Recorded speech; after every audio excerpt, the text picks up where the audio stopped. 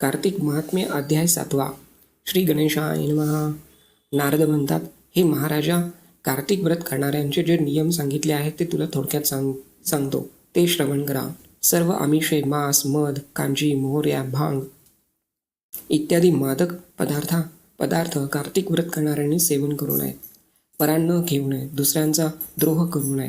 तीर्थयात्रेशिवाय इतरत्र जाऊ नये. देव, वेद, ब्राह्मण, गुरु, गाय, वर्ती, स्त्रिया, राजे, मोठे लोक यांची निंदा कार्तिक व्रत करणाऱ्यांनी करू नये. द्विदल डाळी, तेल, विकत घेतलेलं शिजलेलं अन्न, ज्यांची उत्पत्ती वाईट ज्यांचे नाव वाईट ते अन्न ही कार्तिकात वर्जन करावे. प्राण्याचे नख, केस इत्यादी अंग, चुना, फळात इडलिंबू, धान्यात मसुरा व शिळे अन्न ही आमिष म्हणजेच मांस तुल्य आहेत. शेळी, गाय, म्हैस यांशिवाय इतरांचे दूध आमिष आहे. व ब्राह्मणांनी विकलेले तूप, तेल, मीठ इत्यादी सर्व रस, जमिनीपासून झालेले मीठ, तांब्याचे भांड्यातील पंचगव्य व डबक्यातील पाणी व आपणांकरिताच केलेले अन्न ही सर्व आमिषे आहेत, ती वज्र करावीत. ब्रह्मचर्य, जमिनीवर शय्या, पत्रावळीवर जेवणे व चौथ्या प्रहरी अन्नभक्षण याप्रमाणे व्रत करावे.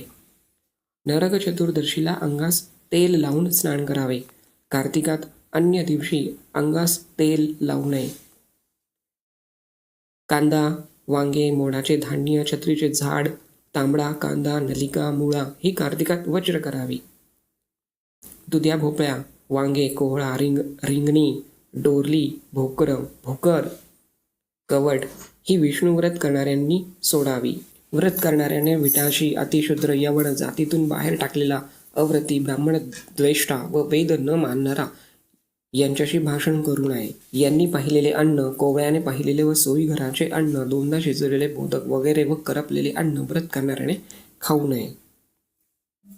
अंगास तेल लावणे, गादीवर निजणे, बहुतांचे अन्न, काशाचे भांड्यात भोजन ही कार्तिकात वज्र केली असता व्रत पूर्ण होते.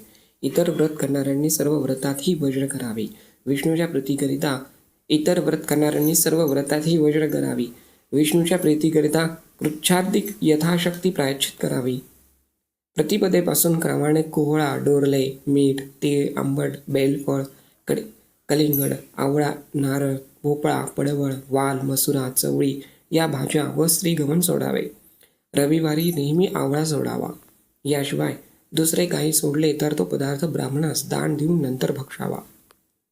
याप्रमाणे माघ महिन्यातही नियम करावे व प्रबोध समयी सांगितल्याप्रमाणे हरिस जागर करावा. यथाविधी कार्तिक व्रत करणाऱ्या मनुष्यास पाहून यमदूत जसे हत्ती सिंहाला भिवून पळतात तसे पळतात.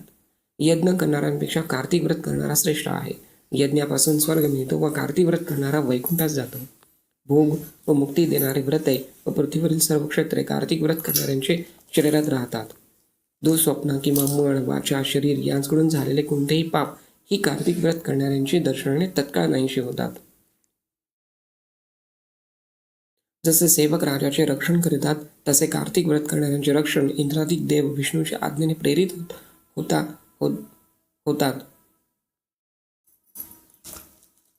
विष्णू व्रत करणारा जेथे जातो व जेथे त्यांचे पूजन होते तेथे भूत, ग्रह, पिशाच राहणारच नाहीत.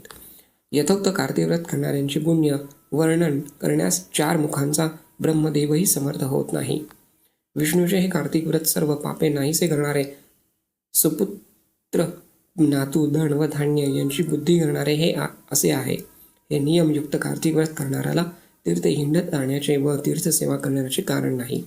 इथे श्री पद्मपुराणे कार्तिक मास महात्म्य 7th अध्याय चरणार्पणमस्तु.